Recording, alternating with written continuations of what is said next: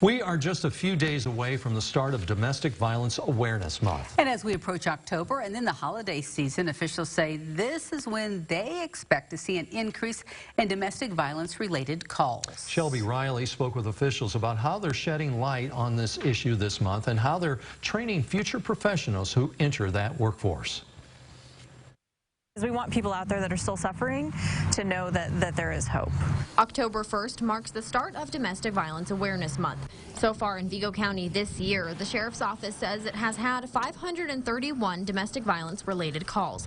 That is slightly up from last year, which was at 522 in the same time frame. Emily Murray, Executive Director of Council on Domestic Abuse, or CODA, says this is a trend they are used to seeing.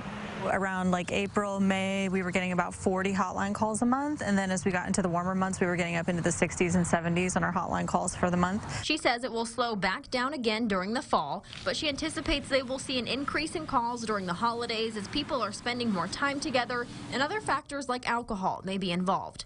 Dr. Haley Laritzin, an assistant professor with Indiana State University, says it seems like there has been an increased interest in the past few years of people wanting to go into a social work-related field.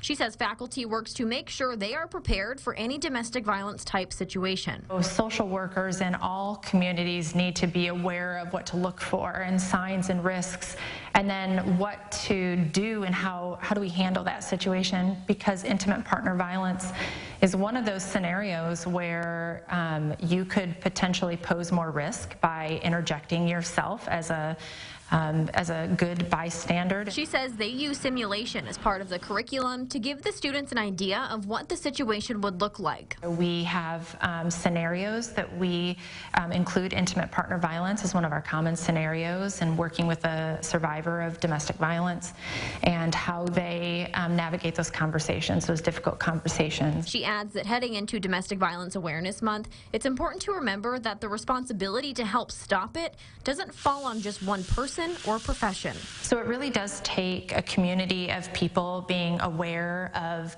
how to handle these situations, and when given the opportunity to do something, knowing what to do and how to help is really important. And CODA will also hold its annual Candlelight Vigil at Fairbanks Park on Monday, honoring those who have lost their lives to domestic violence. It will start at 6 p.m. Well, a very busy week for the Laverne